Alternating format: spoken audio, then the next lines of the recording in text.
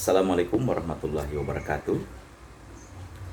Alhamdulillah wa syukurillah walakal hamdu walakal syukru. Sallallahu ala Muhammad sallallahu alaihi wasallam. Alhamdulillah, sahabat channel kantor advokat Bayu Afriandi dan Associate, ketemu lagi kita dalam penyajian materi pada kesempatan kali ini, yaitu kedudukan wakaf dalam Islam. Nah, wakaf ini sendiri berasal dari bahasa Arab, yaitu berasal dari kata wakafa yang artinya berhenti atau diam di satu tempat. Sedangkan menurut definisi daripada Undang-Undang Wakaf tahun 2004, wakaf adalah suatu perbuatan hukum oleh pihak yang melakukan wakaf untuk memisahkan atau menyerahkan sebagian harta benda atau aset miliknya untuk dimanfaatkan selamanya atau untuk jangka waktu tertentu untuk keperluan ibadah atau kesejahteraan umum sesuai ketentuan agama Islam. Nah, dari definisi ini pula si pemberi wakaf disebut dengan al-wakif. Kemudian harta yang diwakafkan disebut dengan al-mauquf, dan yang menerima dan serta mengelola harta zakat itu sendiri disebut dengan nazir.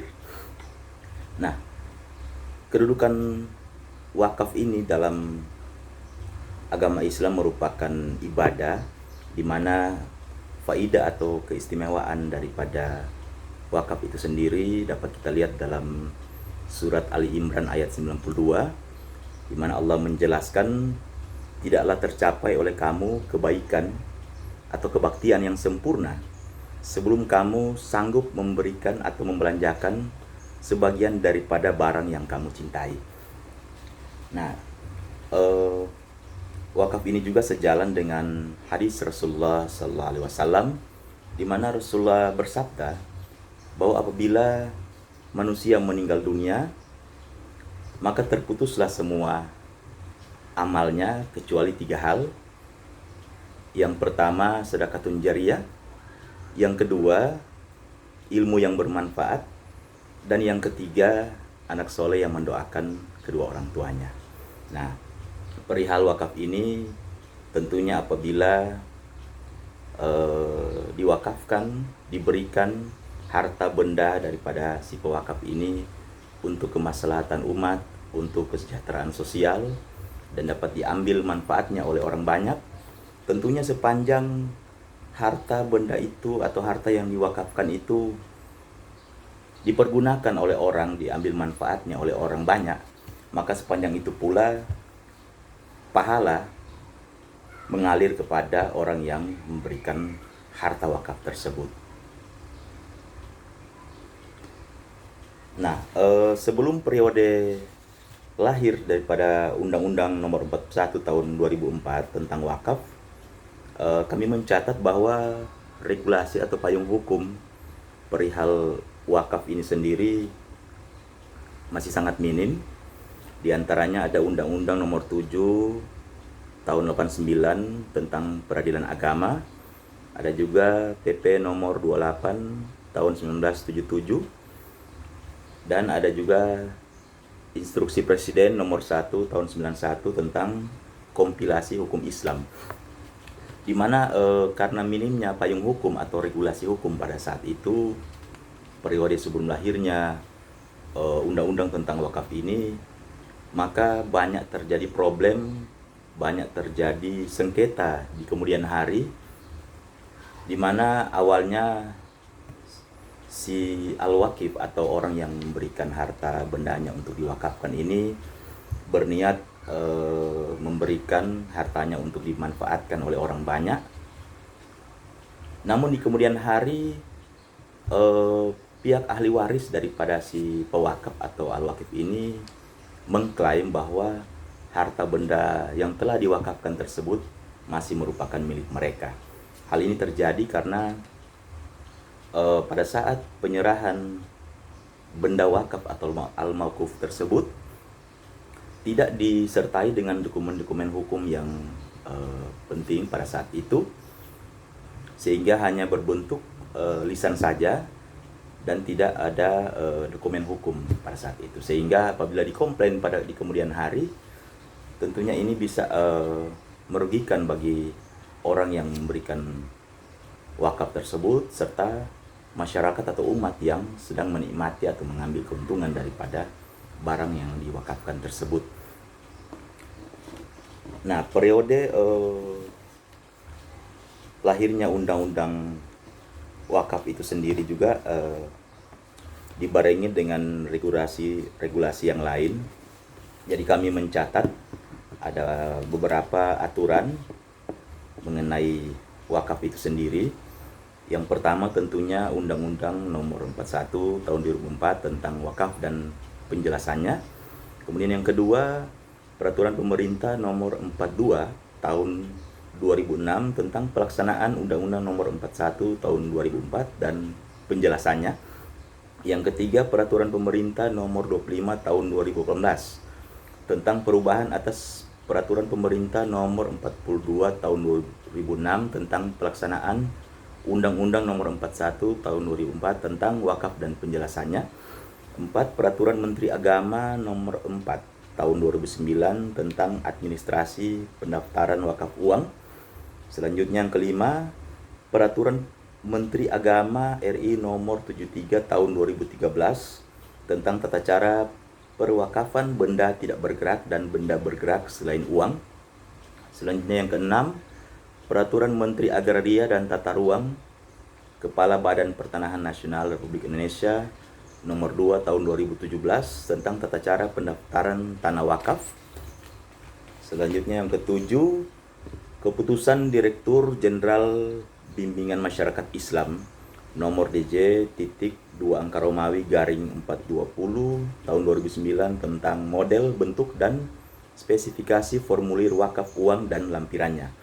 Selanjutnya yang kedelapan, Keputusan Direktur Jenderal Bimbingan Masyarakat Islam Nomor 800 Tahun 2014 tentang pelaksanaan Peraturan Menteri Agama Nomor 73 Tahun 2013 tentang tata cara perwakafan benda tidak bergerak dan benda bergerak selain uang dan lampirannya. Kemudian ada juga Peraturan Badan Wakaf Indonesia. Yang pertama, Peraturan Badan Wakaf Indonesia Nomor 1 Tahun 2007 tentang organisasi dan tata cara kerja Badan Wakaf Indonesia. Yang kedua, Peraturan Badan Wakaf Indonesia Nomor 1 Tahun 2008 tentang prosedur penyusunan rekomendasi terhadap permohonan penukaran atau perubahan status harta benda wakaf. Selanjutnya yang ketiga, Peraturan Badan Wakaf Indonesia Nomor 3 Tahun 2008 tentang tata cara pendaftaran dan pergantian nazir harta benda wakaf tidak bergerak berupa tanah. Selanjutnya yang keempat, Peraturan Badan Wakaf Indonesia Nomor 1 Tahun 2009 tentang pedoman pengelolaan dan pengembangan harta benda wakaf tidak bergerak berupa tanah. Yang kelima, Peraturan Badan Wakaf Indonesia Nomor 2 Tahun 2009 tentang pedoman penerimaan wakaf uang bagi nazir Badan Wakaf Indonesia. Selanjutnya yang keenam, Peraturan Badan Wakaf Indonesia Nomor 1 Tahun 2010 tentang tata cara pengangkatan dan pemberhentian anggota Badan Wakaf Indonesia. Selanjutnya yang ketujuh, Peraturan Badan Wakaf Indonesia Nomor 2 Tahun 2010 tentang tata cara pendaftaran nazir wakaf uang. Selanjutnya yang kedelapan, Peraturan Badan Wakaf Indonesia Nomor 4 Tahun 2010 tentang pedoman pengelolaan dan pengembangan harta benda wakaf.